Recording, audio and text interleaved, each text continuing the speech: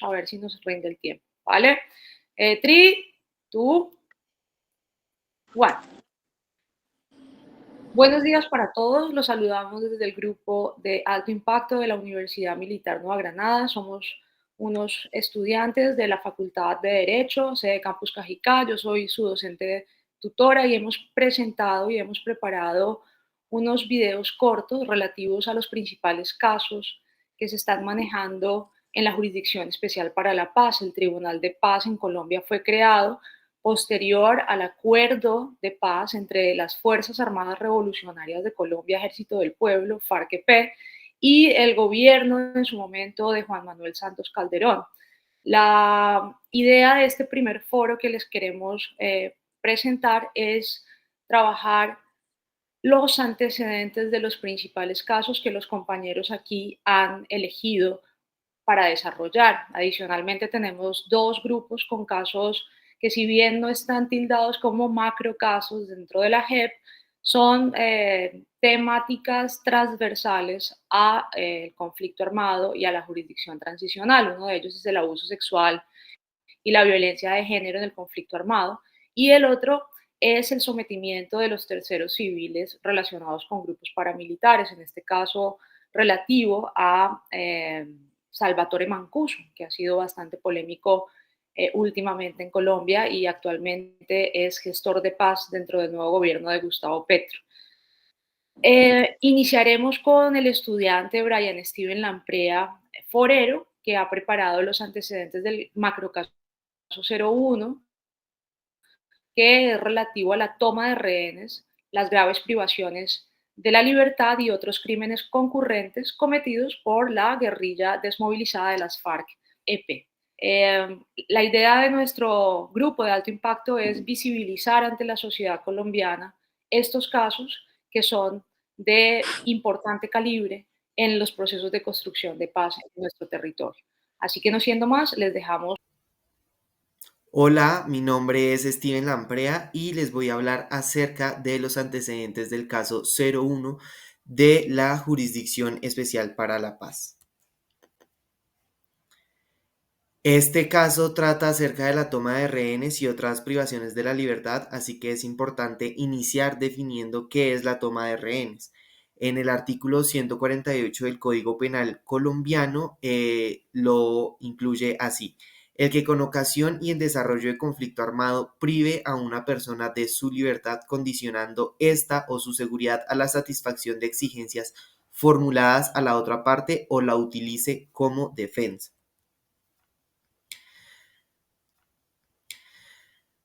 También tenemos ciertas definiciones doctrinales, como por ejemplo Hernán Salinas Burgos en su artículo de 2010 dice que la comunidad internacional considera este delito como uno de los más abominables y repudiables, ya que atenta contra derechos inherentes que tienen las personas, como lo son la vida, la libertad y la seguridad individual. Además de que estos derechos se encuentran protegidos por distintos instrumentos jurídicos, como lo son, por ejemplo, a nivel universal, el Pacto Internacional de Derechos Civiles y Políticos de 1966 y a nivel zonal, la Convención Americana sobre Derechos Humanos de 1969 y la Convención Europea para la Protección de los Derechos Humanos y las Libertades Fundamentales de 1950.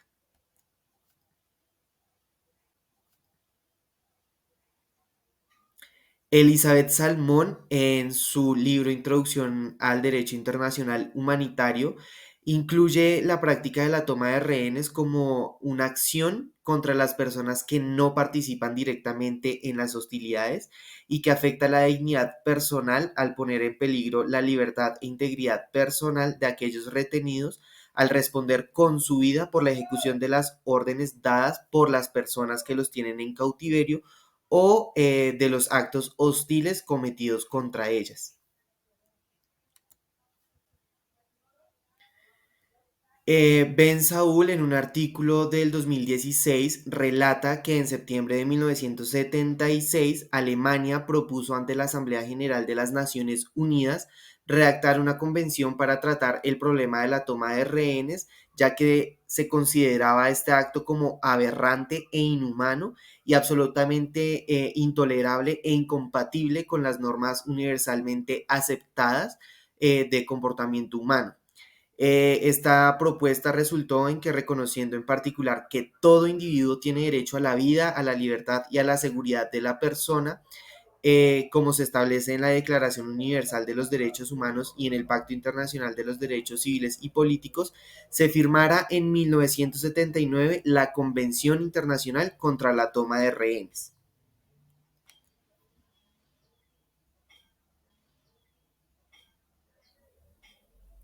Esta convención en su artículo primero contempla que toda persona que se apodere de otra o la detenga y amenace con matarla, herirla o mantenerla detenida a fin de obligar a un tercero, que puede ser un Estado, una organización internacional intergubernamental, una persona natural o jurídica o un grupo de personas a una acción u omisión como condición explícita o implícita para la liberación del rehén, comete el delito de la toma de rehenes, que es el sentido de la convención.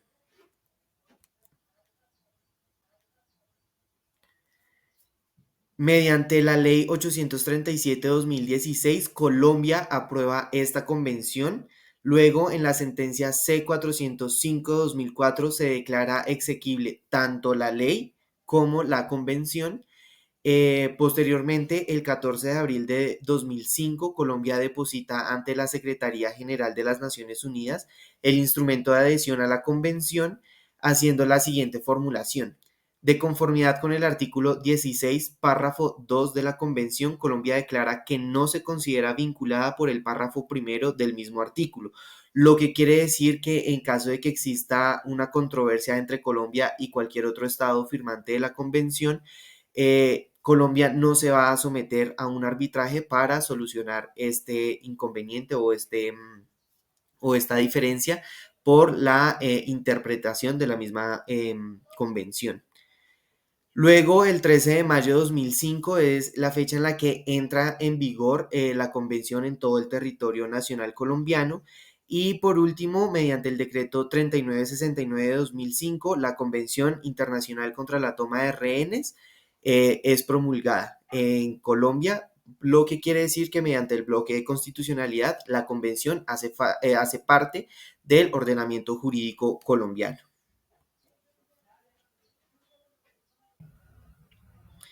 En el 2016, cuando se firmó el acuerdo final para la construcción de una paz estable y duradera, la Fiscalía General de la Nación se comprometió a desarrollar actividades de identificación y descripción de las víctimas, los victimarios y los hechos relacionados con el conflicto armado para ayudar a la JEP. También se comprometió a realizar un inventario de los casos relacionados con el conflicto armado. Em, y para reunir los datos, estableció como un conjunto de criterios que lograran identificar los casos, y como resultado se emitió el primer informe de la Fiscalía General de la Nación, que va dirigido a la JEP, titulado Inventario del Conflicto Armado, en el 2018. Posteriormente, la Fiscalía haría más entregas anualmente, pero sin embargo, el punto de partida es en el 2018, que es el que recoge las primeras cifras.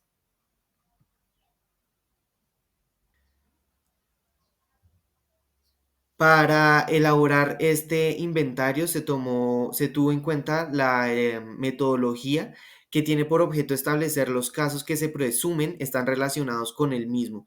Esa metodología está adoptada a partir de un planteamiento de la Corte Constitucional mediante el criterio indubio pro conflicto, según el cual, en caso de duda sobre la relación de un hecho con el conflicto armado, se presumirá su relación. Esta metodología puede ser un poco amplia, pero no quiere decir que más adelante, cuando se tenga certeza de que el caso no tiene relación con el conflicto armado, pues el caso será dejado aparte y no se tendrá en cuenta dentro de las cifras del inventario.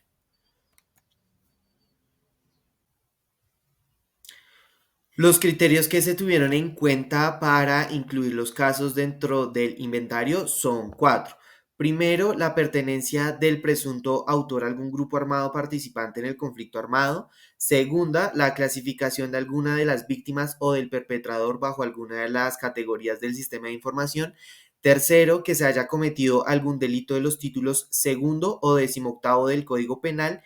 Y cuarto, la relación del caso con alguna persona vinculada de algún modo al conflicto armado y que no hubiera sido combatiente. Dentro del primer inventario se entregaron las siguientes cifras: 51.844 procesos atribuibles a las FARC-EP, en los cuales hay 64.355 indiciados y 51.196 víctimas; 13.550 procesos atribuibles a agentes del Estado por delitos con una mayor probabilidad de tener relación con el conflicto armado, en los cuales hay 27.563 indiciados y 15.050 víctimas. Y por último, 85.301 procesos en los cuales no se ha podido establecer el grupo armado al cual pertenece el presunto responsable, o en los que se conoce la afiliación del sindicado, pero este no ha sido establecido, debidamente registrado, perdón, en los sistemas de información. En estos últimos hay 109.507 indiciados y 57.694 víctimas.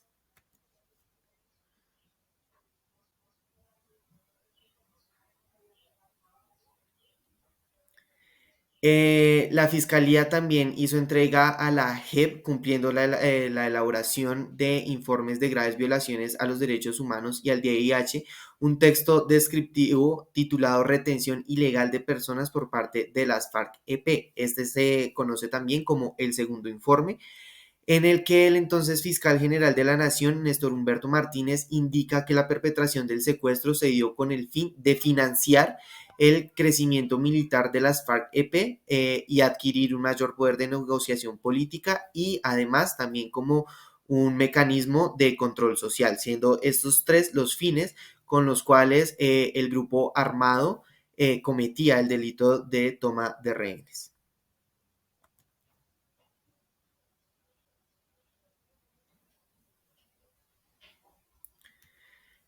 A partir de los dos informes, tanto el inventario de casos relacionados con el conflicto armado y el de retención ilegal de personas por parte de las FARC-EP, ambos elaborados por la Fiscalía General de la Nación, la JEP abre el macrocaso 01 el 4 de julio de 2018 con el nombre del segundo informe: retención ilegal de personas por parte de las FARC-EP, pero luego el nombre fue cambiado a toma de rehenes, graves privaciones de la libertad y otros crímenes concurrentes cometidos por las FARC-EP.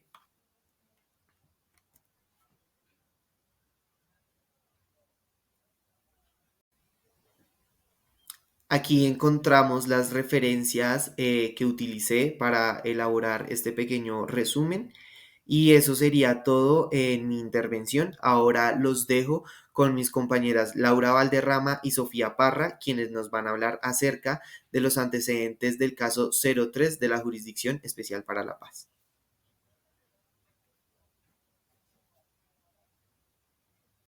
Buenos días, hoy vamos a exponer el caso número 3 de la JEP, que está relacionado con los falsos positivos y cómo esto impactó a nuestro país en el marco del conflicto armado.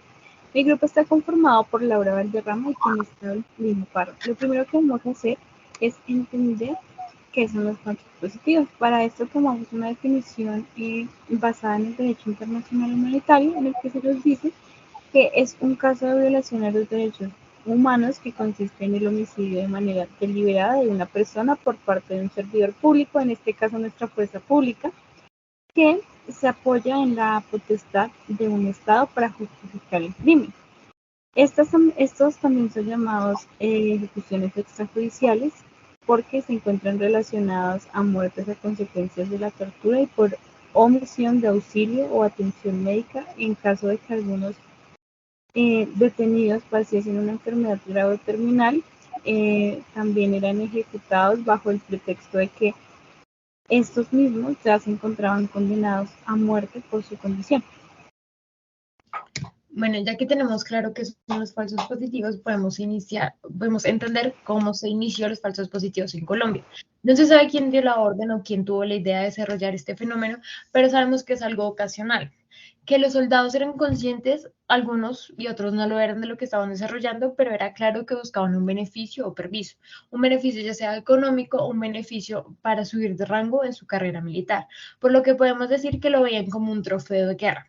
Cabe aclarar que las fuerzas militares no eran los únicos que desarrollaban este fenómeno de ejecuciones extrajudiciales, sino también había participaciones de grupos paramilitares y ayuda del narcotráfico. Bueno, para esto contamos con algunos datos históricos y empezamos desde el gobierno de Andrés Pastrana, aunque tenemos que tener claro que los falsos positivos se presentaron antes de este gobierno, pero no eran identificados como tal.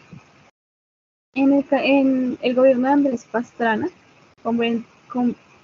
comprendió el periodo del 1998 al 2002 con un registro de 43 casos de falsos positivos. Luego llegó a la presidencia el señor Álvaro Uribe Vélez, quien estuvo en el poder del 2002 al 2006 y se registró 333 casos de falsos positivos. Luego tuvo una reelección en la cual pues se comprenden aquellos periodos del 2006 al 2010 con un registro de 424 casos de falsos positivos.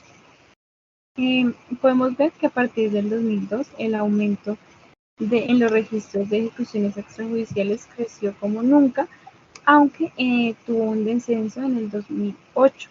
Los falsos positivos o ejecuciones extrajudiciales en el 2008 tuvieron un escándalo, ya que las primeras víctimas de Soacha, al ser encontradas,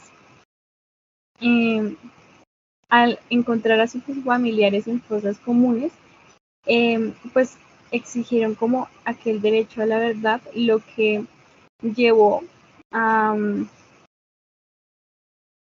descubrir pues aquellos hechos sanguinarios que se presentaban por parte de nuestra fuerza pública.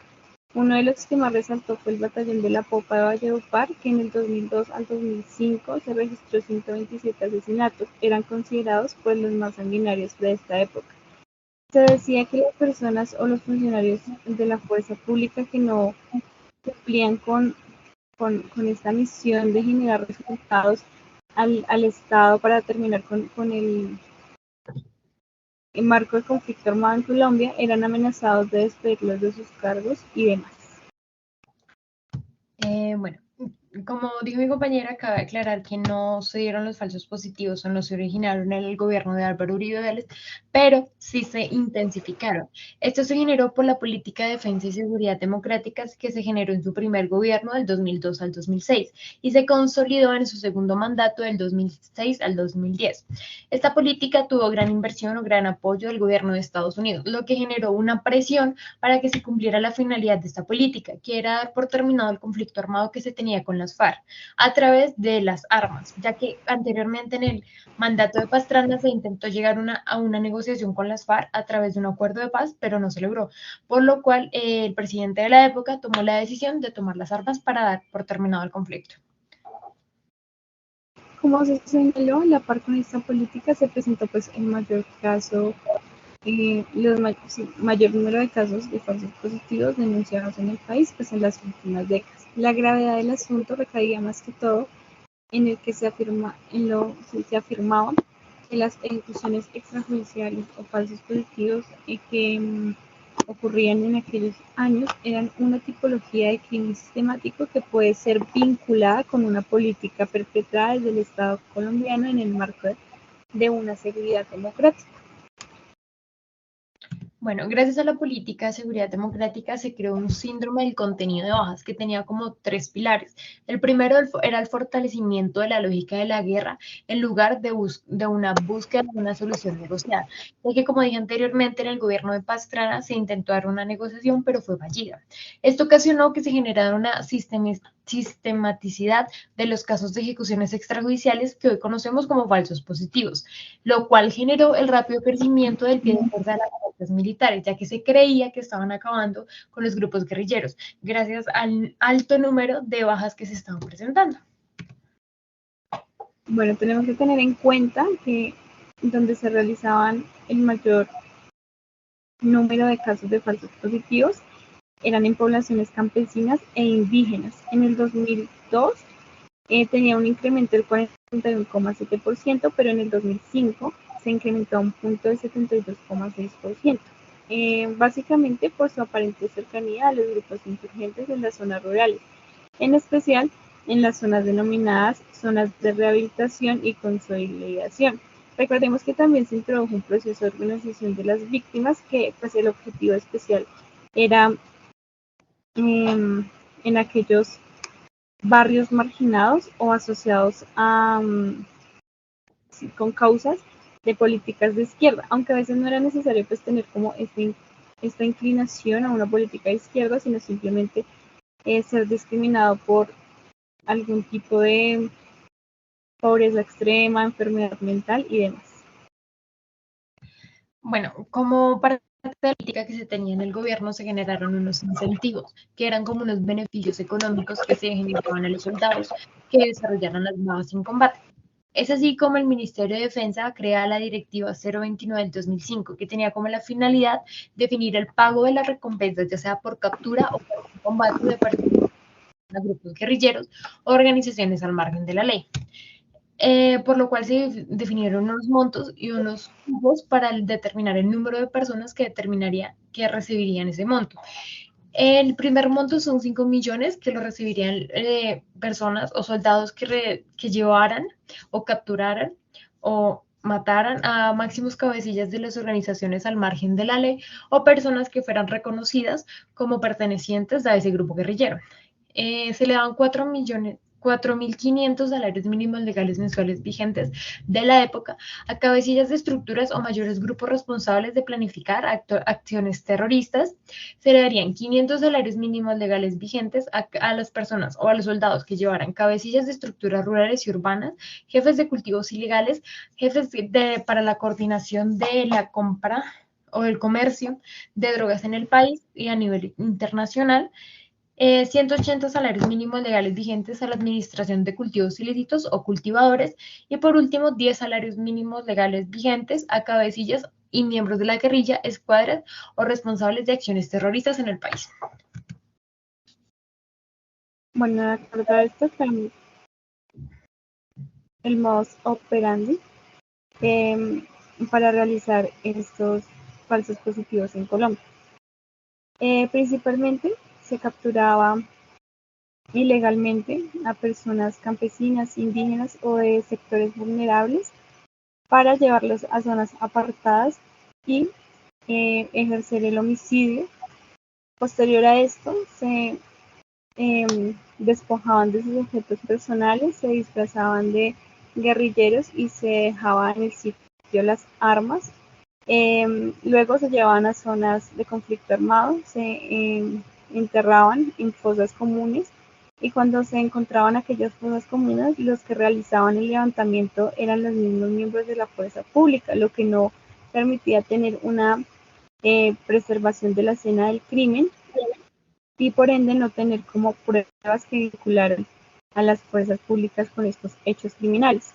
Cuando se levantaban estos cadáveres eran identificados como NN, aún cuando las familiares, amigos o personas cercanas los identificaban como personas que tenían alguna enfermedad mental o que ejercían puestos en el campo y demás.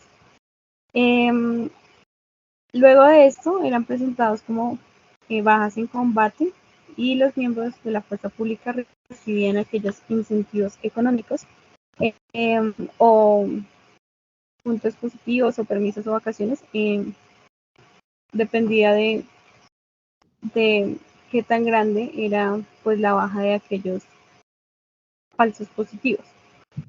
Posterior a esto, las víctimas que iniciaban pues aquel derecho a la verdad eran gravemente hostigadas y amenazadas para que no investigaran. Por eso el porcentaje de condenas eran muy ínfimo, o sea, era demasiado bajo.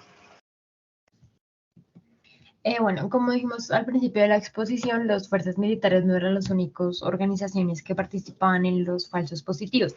También encontramos a los grupos paramilitares, que eran organizaciones que trabajaban bajo la confidencialidad del Estado y se organizaban o en comunidades o en determinados grupos y tenían un entrenamiento militar, lo que ocasionaba pues que se generara esa confidencialidad entre el Estado y el paramilitarismo.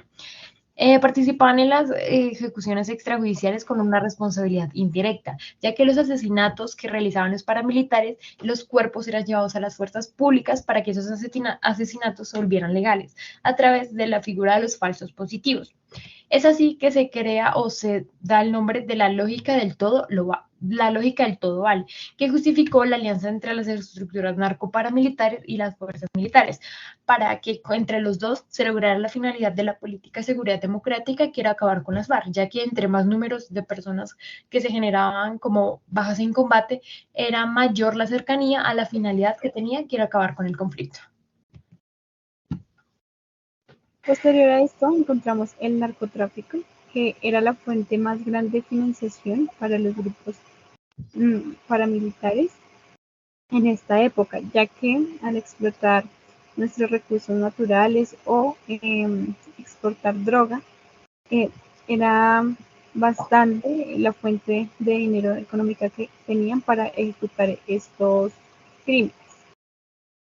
Ellos se ubicaban en zonas estratégicas para poder sacar de una manera más fácil la expropiación ilegal que realizaron. También pues fueron un sector bastante generador de crecimiento de esta actividad del narcotráfico, los departamentos de Nariño, Cauca, el Chocó y los sectores del Valle como Buenaventura, ya que pues eran sectores con un índice de pobreza bastante grande y aparte tenían una zona estratégica con el Amazonas para poder pues lograr su objetivo y lograr tener mayor capacidad económica. Bueno, con eso vamos terminando nuestra exposición sobre los antecedentes del macrocaso número 3 de la JEP y a continuación seguimos con la exposición del macrocaso número 4 de la JEP, que es la situación territorial de la región del Urabá, expuesto por nuestra compañera Marta Lucía Zúñiga. Muchas gracias.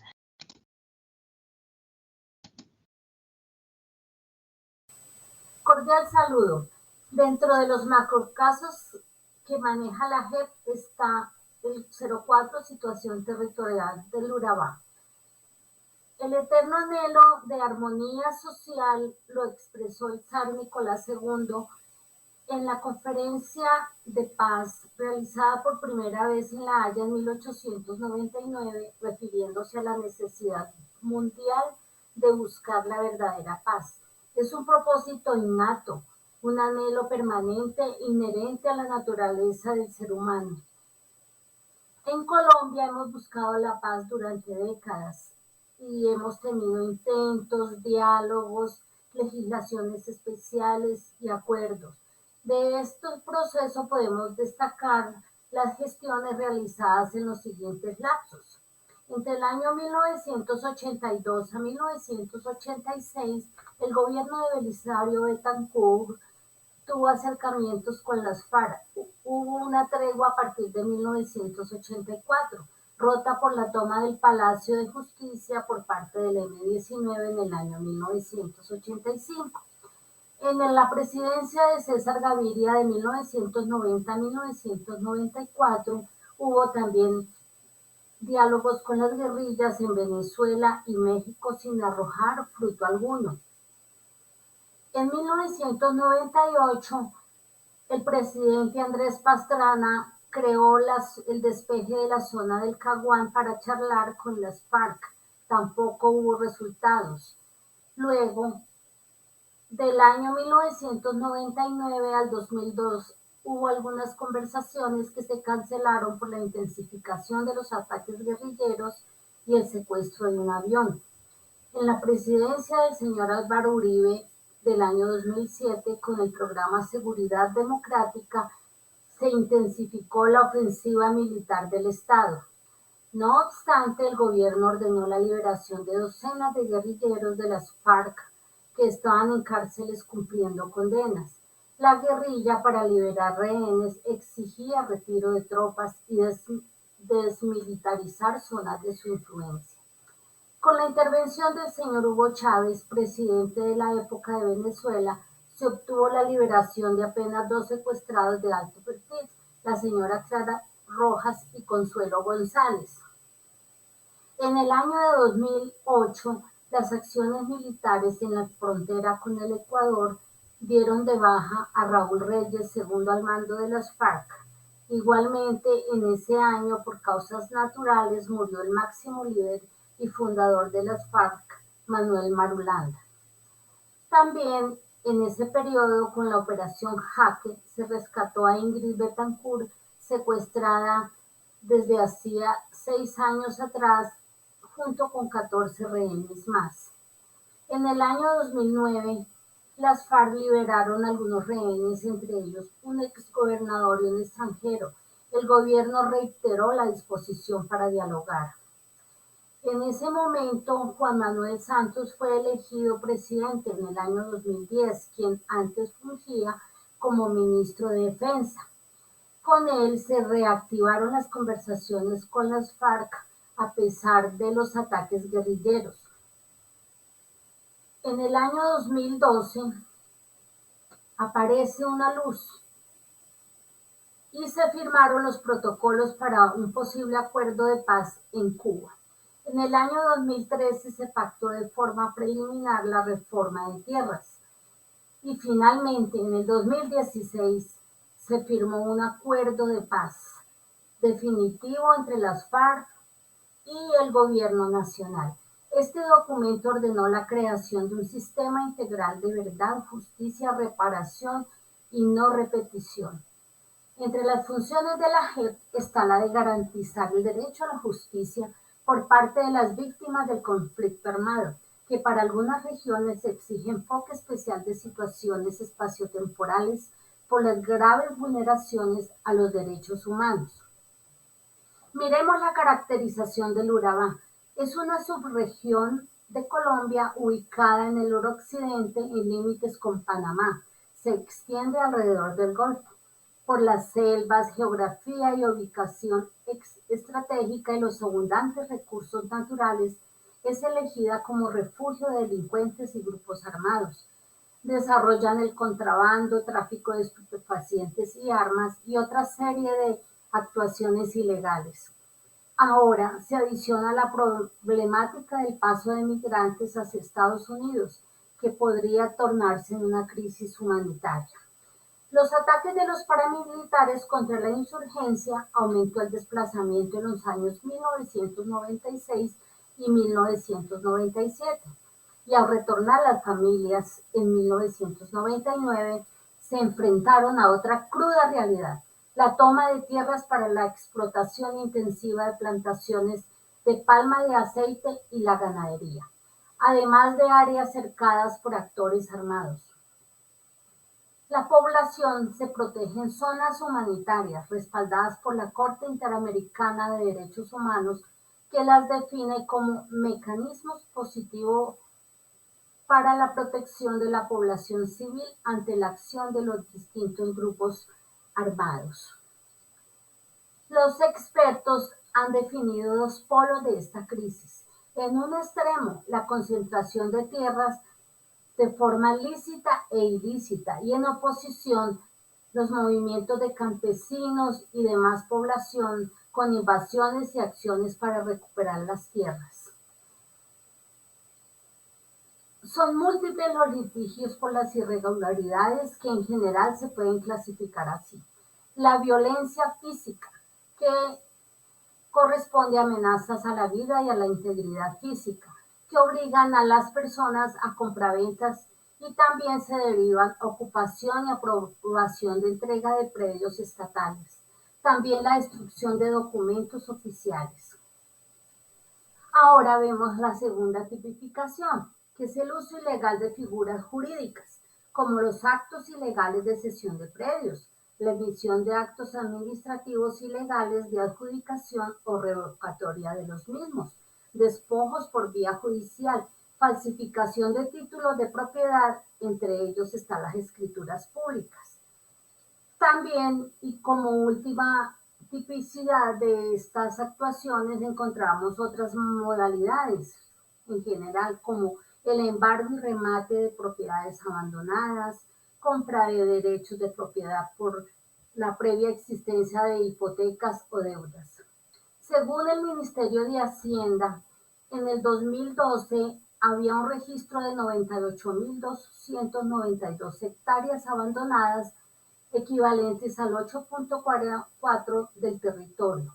En el Urabá tenemos un área total de 1.166.400 hectáreas que abarcan 11 municipios.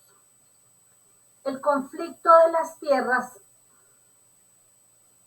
ha hecho que se den innumerables situaciones muy difíciles, pero en el año 1993 encontramos la Ley 70, que ordena entregar la propiedad colectiva a los afrodescendientes, que consagra que la tierra es inalienable, inembargable e imprescriptible por el carácter inherente a la identidad étnica y cultural.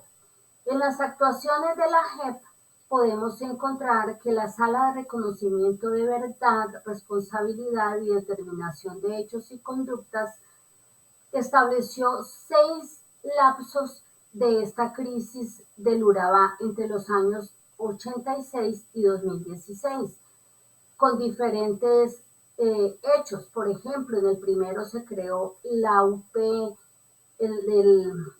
de Paz y Libertad. También en el año 94 vimos cómo la FARC obtuvo más dominio en la zona. En el 97 surgen los paramilitares.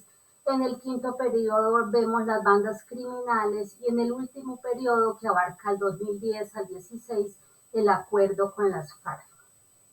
Tanto organizaciones gubernamentales como no gubernamentales, nacionales e internacionales, han estudiado ampliamente estos casos. Destacamos todo el material probatorio de la JEP. Sí, agradecemos mucho su atención y les invitamos a continuar con nuestro experto, señor Anderson Esteban Amaya González, quien expone el caso 6, victimización de la Unión Patriótica. Hasta pronto. Buenos días. Para empezar a hablar sobre el caso número 06 de la JEP sobre la victimización de la Unión Patriótica, tenemos que remontarnos hacia su historia y antecedentes. La Unión Patriótica surge como un partido político fundado oficialmente en 1985 como un resultado de los acuerdos de paz entre el gobierno de Belisario Betancur y las Fuerzas Armadas Revolucionarias de Colombia, o comúnmente llamadas FARC-EP. Sin embargo, su origen, como la idea que tenían de crear el partido político, surgió un año antes, en 1984. La Unión Patriótica tenía la idea de crear un espacio político amplio y pluralista que permitiera la participación política a guerrilleros que se habían desmovilizado y a otros sectores que apoyaban una solución negociada al conflicto armado que vivía el país en ese momento. La Unión Patriótica, o la UP comúnmente llamada, se presentó como una alternativa de izquierda y asimismo de ser progresista, pacifista y democrática. Con esto buscaban transformar la estructura de la economía, de la sociedad y más que todo de la política. Sin embargo, poco tiempo después de haber sido creada o fundada la Unión Patriótica, se convirtió en un blanco de violencia y de persecución por varios grupos en los que se encuentran paramilitares, agentes del Estado, narcotraficantes o más que todo sectores políticos que eran más conservadores en ese momento, como lo que son tres. El primero es el Movimiento de Restauración Nacional, o Morena comúnmente llamada, que fue un partido político fundado en 1982 por el exministro de Defensa y candidato presidencial en ese momento, Álvaro Gómez Hurtado, el cual se oponía al proceso de paz que tenía el gobierno con las FARC y defendió una política tanto de seguridad nacional y de orden público. Morena, el movimiento, Fue acusado de estar vinculados a grupos paramilitares y de participar en el asesinato de varios dirigentes de la Unión Patriótica, en el cual estuvieron dos candidatos presidenciales. El primero fue Jaime Pardo Leal y el segundo fue Jaramillo Osa. El segundo es el Movimiento Nacional, el cual era más que todo una coalición de partidos políticos conformados por un sector conservador, por un partido liberal disidente y otros grupos minoritarios que habían en el país. Este movimiento nacional apoyó la candidatura presidencial de Álvaro Gómez Hurtado para los años 1986 a 1990. Este movimiento nacional también se opuso más que todo al proceso que había con las FARC y propuso una reforma constitucional el cual tenía que limitar derechos políticos a grupos políticos que tenían ideales de izquierda más que todo. Algunos de sus miembros del movimiento nacional fueron señalados de tener nexos con el narcotráfico y paramilitarismo, además de estar involucrados en el genocidio de la Unión Patriótica. Y por último, nos encontramos que el Movimiento de Salvación Nacional, o MSN, fue un partido político fundado en 1990 por el ex procurador general Carlos Mauro Hoyos, el cual se presentó como una opción de antisistema y anticorrupción para el país. El MSN se caracterizó prácticamente por tres pilares: por un discurso radical, populista y autoritario, el cual buscaba movilizar tanto a las clases medias y bajas en contra de las élites políticas tradicionales que estaban en ese país. También el Movimiento de Salvación Nacional fue crítico con el proceso de paz y propuso una política de mano dura contra la guerrilla y también contra aliados políticos que tuvieran los mismos ideales que grupos armados. El MSN también fue señalado de tener vínculos con grupos paramilitares y de promover la violencia contra la Unión Patriótica. Estos grupos o estos sectores políticos vieron a la Unión Patriótica más que todo como una amenaza a sus intereses y a un poder que podrían haber tenido en el país. Ya entre los años 1984 a 2002, varios miembros de la Unión Patriótica fueron tanto asesinados, torturados, secuestrados o desaparecidos, incluyendo 2 candidatos presidenciales dichos anteriormente, 5 congresistas, 11 diputados, concejales, alcaldes y miles de militantes o simpatizantes que estuvieran a favor o con los ideales de este partido político. Los fundadores o mayores representantes de este partido político de la Unión Patriótica encontramos primero que todo a Jaime Pardo Leal, que fue el primer candidato presidencial que tuvo la Unión Patriótica para las elecciones de 1986, quien obtuvo el 4º lugar con más de 300.000 votos.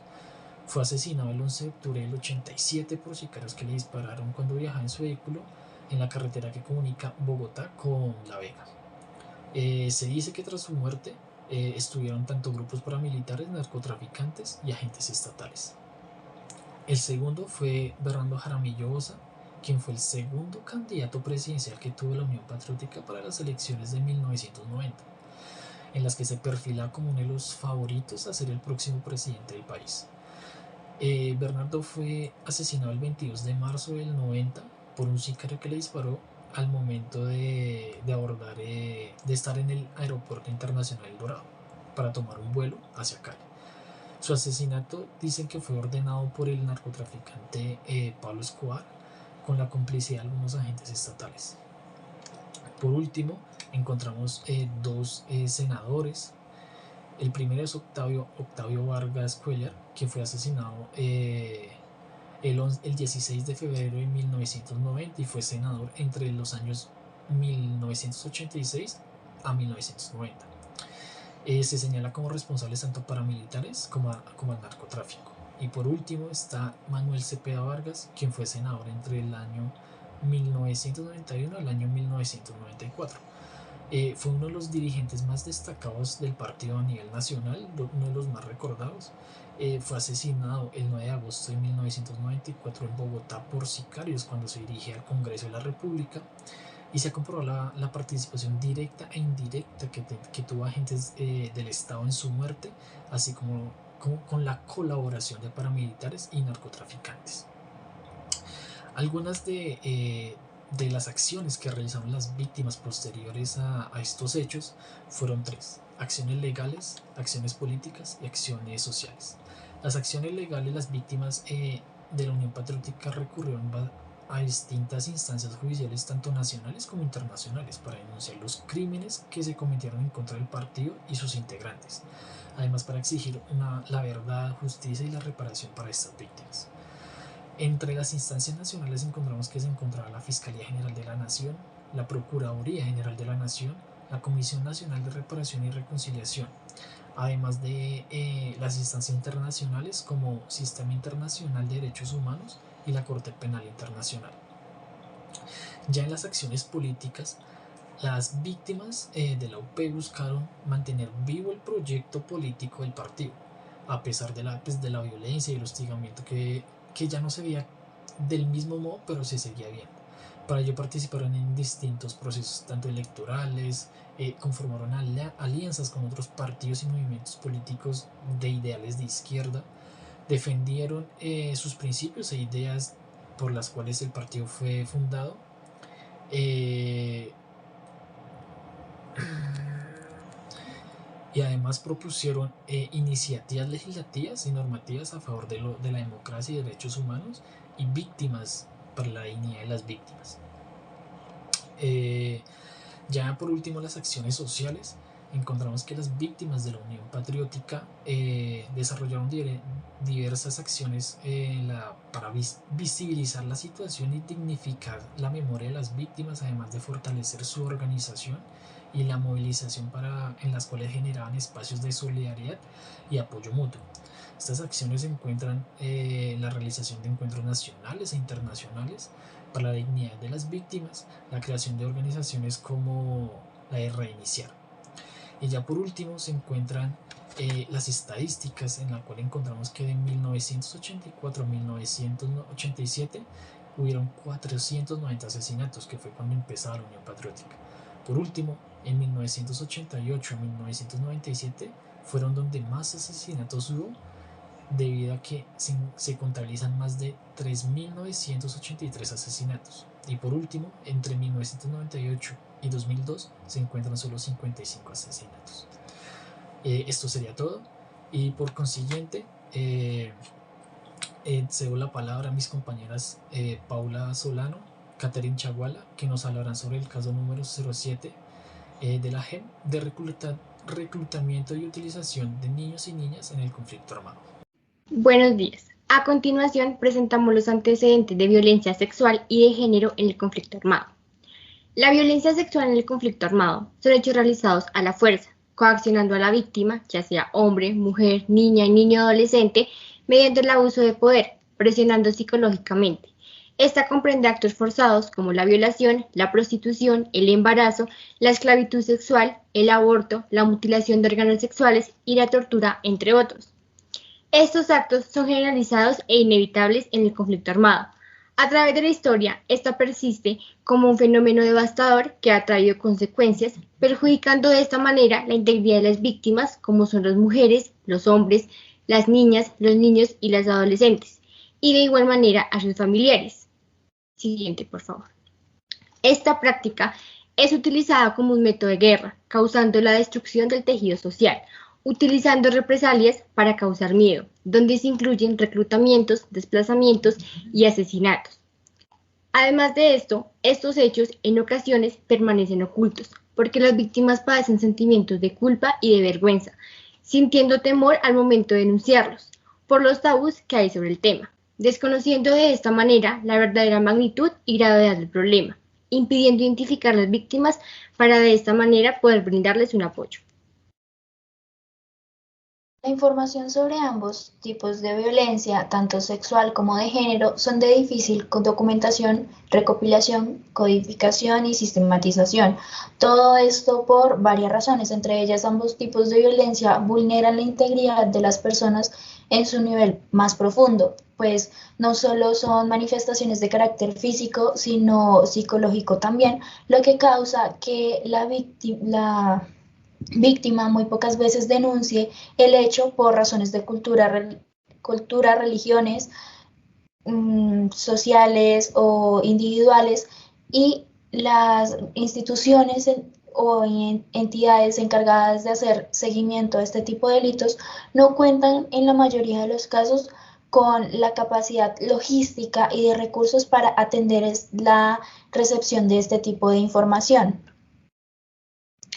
La violencia contra la mujer constituye una violación de derechos humanos definida por las Naciones Unidas como todo acto de violencia basado en la pertenencia de sexo femenino que tenga o pueda tener como resultado un daño o sufrimiento físico, sexual o psicológico para la mujer, inclusive las amenazas de tales actos, la coacción o la privación de la libertad, tanto así se le produce en la vida pública como en la vida privada.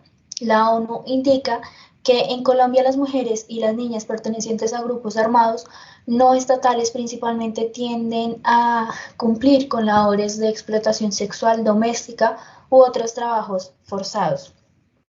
Es significativo tener presente que históricamente las agresiones sexuales se han considerado un mal menor inevitable dentro de las guerras, hasta el extremo de equipararlas con saqueo de bienes, presentando ambos hechos bajo la interpretación del botín de guerra. Sin embargo, en la actualidad, dado al volumen masivo y sistemático de violencia sexual ocurrida en recientes conflictos, se admiten más ampliamente este tipo de violencia que constituyen crímenes de lesa humanidad.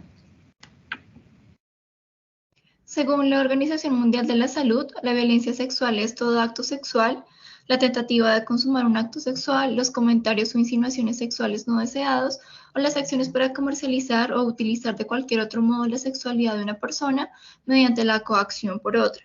Este tipo de violencia implica cualquier acto o comportamiento sexual dirigido contra adultos o menores, hombres o mujeres, que involucre el uso de la fuerza o de cualquier otro tipo de coerción física, psicológica, emocional, así como la intimidación, el chantaje, la presión indebida, el soborno, la manipulación o el aprovechamiento de estado de indefensión o desigualdad en las relaciones entre de poder entre la víctima y el agresor. Siguiente, por favor. La coacción sexual se puede presentar a través del uso de la fuerza física, las relaciones bajo presión, agresión mediante órganos sexuales, acoso sexual, incluyendo esto la humillación sexual, el matrimonio o la cohabitación forzada, incluyendo los matrimonios entre menores, la prostitución forzada y comercialización de mujeres, el aborto forzado, la denegación del derecho a hacer uso de medicamentos anticonceptivos o adoptar medidas de protección contra enfermedades, y los actos de violencia que afectan contra la integridad sexual de las mujeres, como lo son la mutilación genital femenina y la inspección para comprobar la virginidad. Según lo publicó El Tiempo el 26 de diciembre de 2008, la Fiscalía General de la Nación, a través de la Unidad de Justicia y Paz, ha recibido 133 denuncias atribuibles a delitos sexuales de paramilitares desde el año 2006. Sin embargo, la Mesa de Trabajo de Mujer y Conflicto Armado en el 2018, en su octavo informe sobre la violencia sexual contra las mujeres en Colombia, asegura que esta cifra es mucho mayor. Según este informe, en los departamentos de Putumayo, Antioquia, Cauca y Arauca, los grupos paramilitares y guerrilleros han cometido actos de violencia sexual como una estrategia de guerra para generar terror. Y de igual forma, en Santander, las Autodefensas Unidas de Colombia han arremetido contra mujeres líderes pertenecientes a organizaciones campesinas y desplazadas, esto a través de actos de violencia sexual. En este caso, los grupos utilizan la violación como un mecanismo de terror y presión contra las personas o las comunidades para que se vean obligados a realizar actividades a las cuales se han negado, o también para que esta conducta tenga el objetivo de mantener el control armado en una región que ya se encuentre ocupada. En la tabla se presenta el número de registro de violencia sexual durante el conflicto armado, resaltando del año 97 al 2005 se presentó el mayor número de casos, llegando a 8.220, donde las guerrillas y grupos paramilitares tienen las cifras más altas. Respecto al comportamiento de violencia sexual de 2017 a 2018, se registra un incremento porcentual de 9,23%, pasando de 20.000 419 presuntos casos de violencia sexual en el 2017 a 22.304 casos para 2018.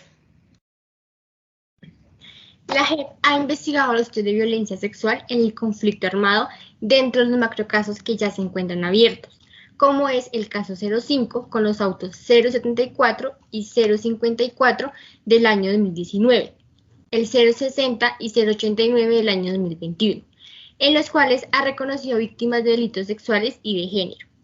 La Sala de Reconocimiento de Verdad y Responsabilidad de la JEP acreditó a una nueva víctima de violencia sexual dentro de este caso. Con esto ya serían 10 las víctimas individuales y 3 organizaciones reconocidas por haber sufrido este tipo de violencia en el conflicto armado colombiano, en el norte del Cauca y sur del Valle del Cauca. Siguiente, por favor. Igualmente, la jurisdicción reconoció su competencia para conocer los actos por motivos discriminatorios relacionados con la orientación sexual o la identidad de género, con la acreditación de 5 víctimas que hacen parte de la población LGBTI del norte del Cauca. La región priorizada en el caso 05 es una de las que ha sufrido más el conflicto armado.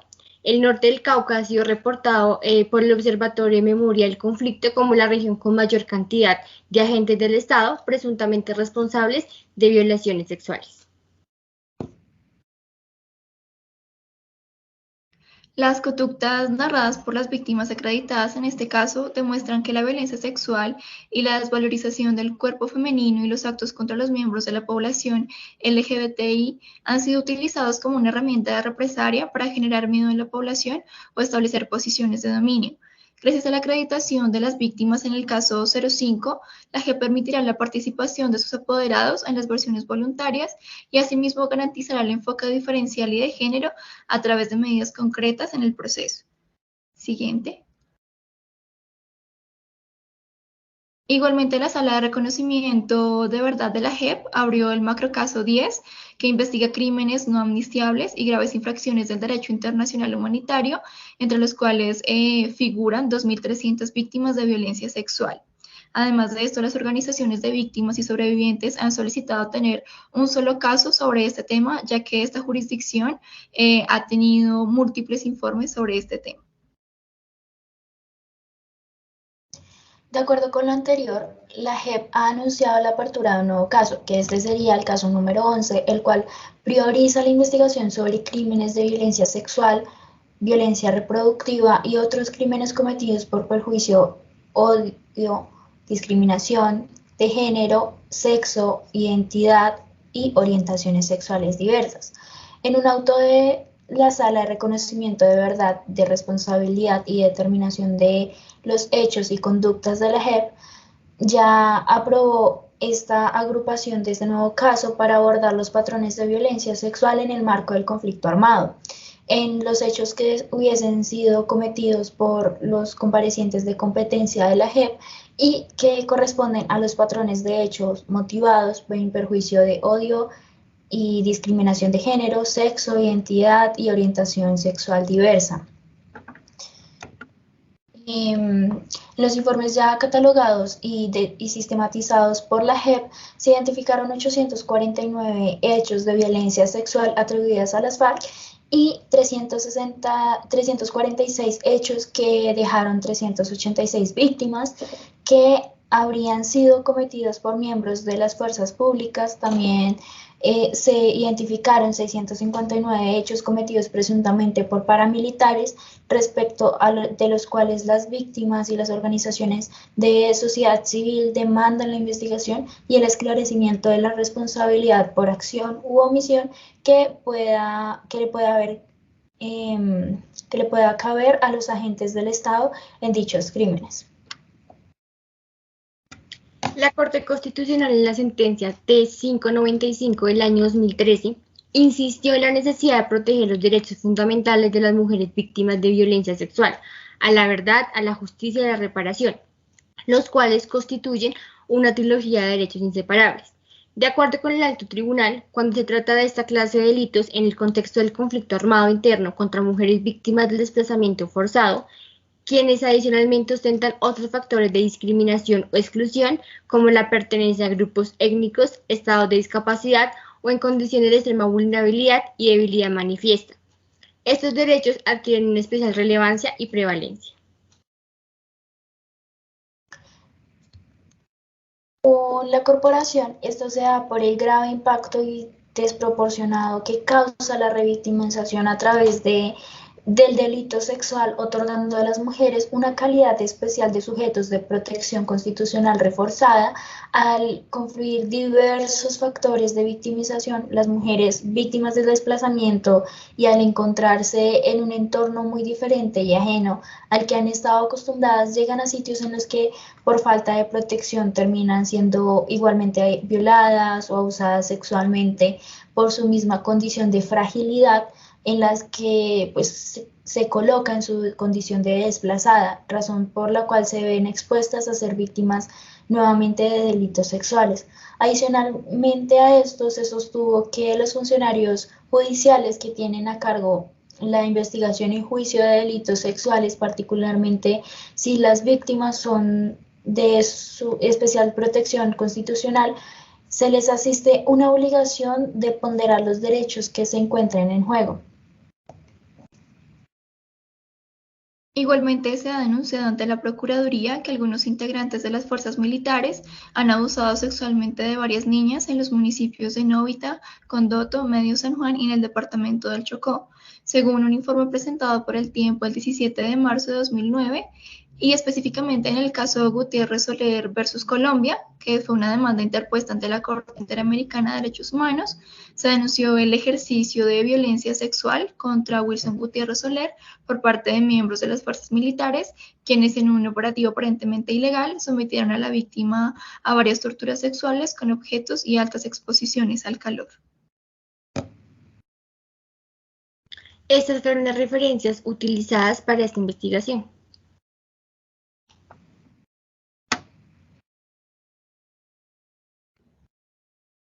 Ya terminado el tema, damos continuación a la doctora Isabela Chaparro Pedraza, quien presentará los antecedentes del caso de sometimiento de terceros civiles, desarrollando el caso de Salvatore Mancuso.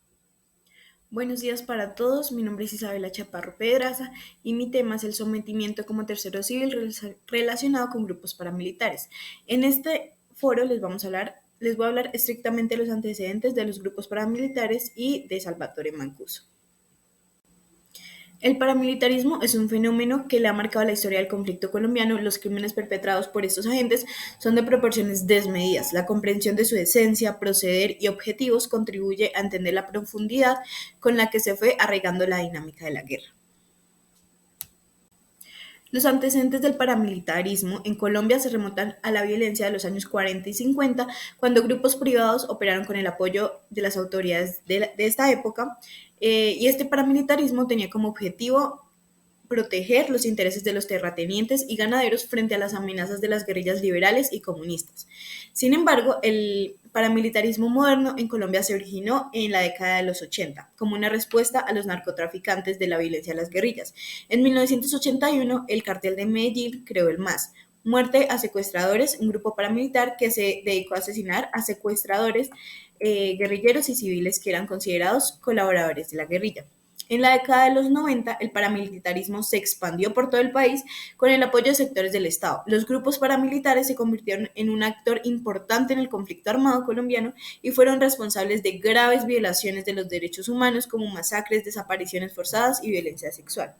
En el año 2003, el gobierno colombiano lanzó una operación denominada Orión, que fue una ofensiva militar contra estos grupos paramilitares. La operación tuvo éxito en la desmovilización de la mayoría de los grupos paramilitares, pero el paramilitarismo no ha desaparecido por completo.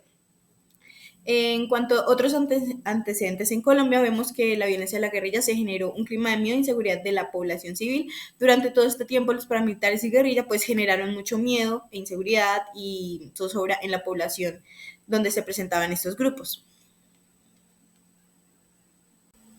Bajo esta premisa, el Estado colombiano creó una ley de justicia y paz, que es la ley 975 del 2005, que es una ley de justicia transicional colombiana que tiene como objeto facilitar los procesos de paz y la reincorporación individual o colectiva a la vida civil de miembros de grupos armados al margen de la ley, garantizando los derechos a las víctimas, como es uno de los objetivos principales, los derechos a las víctimas de justicia, reparación y verdad, facilitar estos procesos de paz con estos miembros y promover la reconciliación nacional.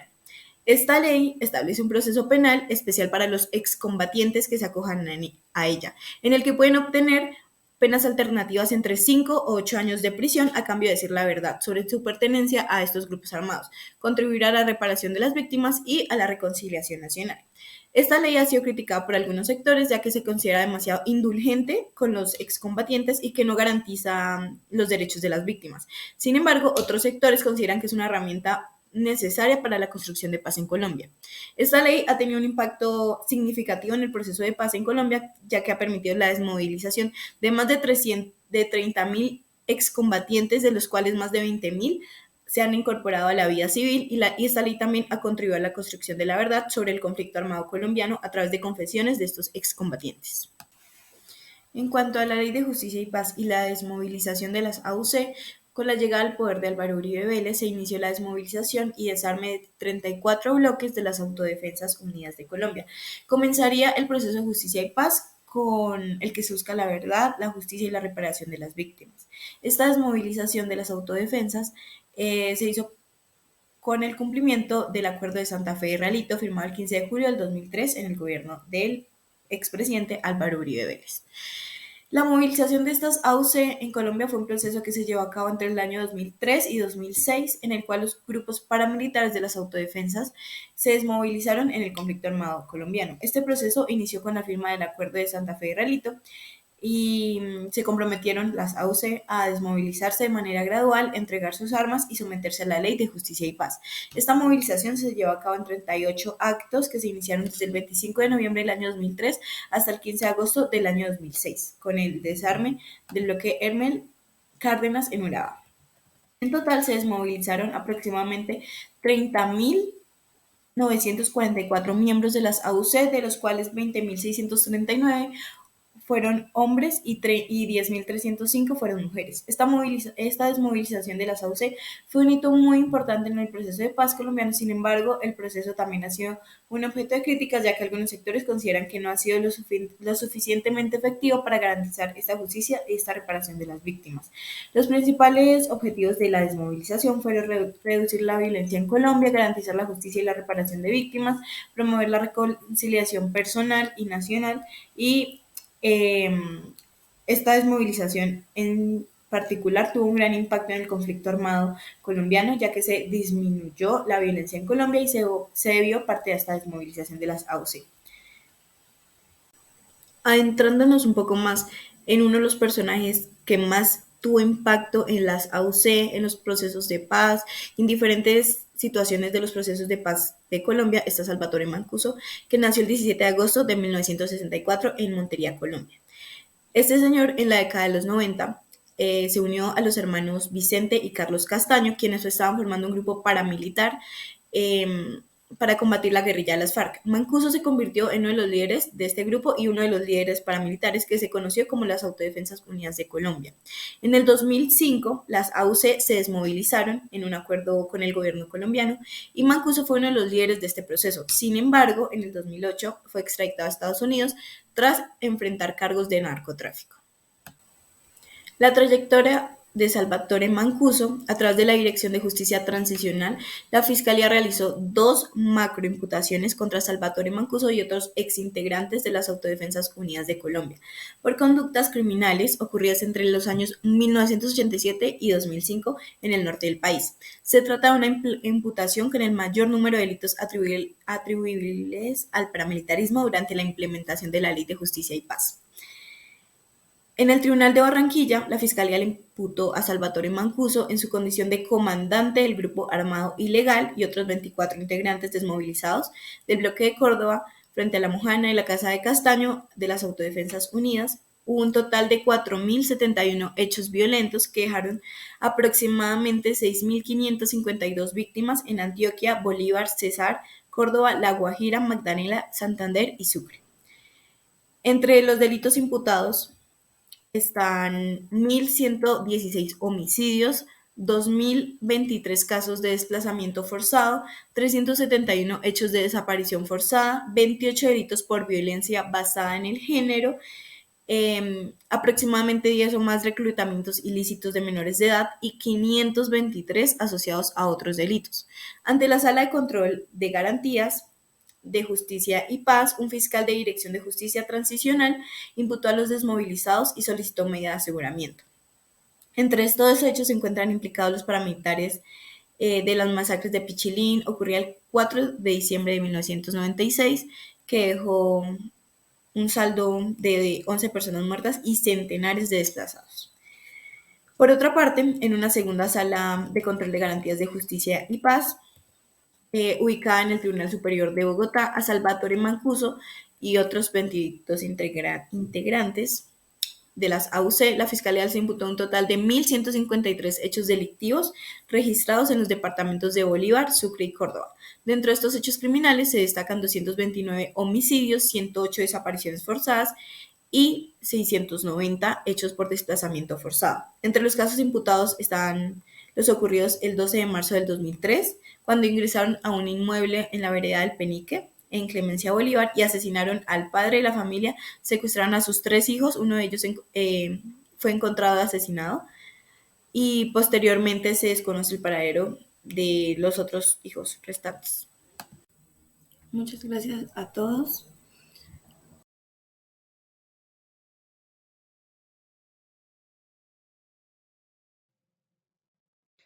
De esta manera concluye nuestro foro, esperamos haya resultado de su agrado y asimismo que haya sido provechoso. Les agradecemos que nos puedan colaborar con la difusión de este y nos veremos en una próxima oportunidad.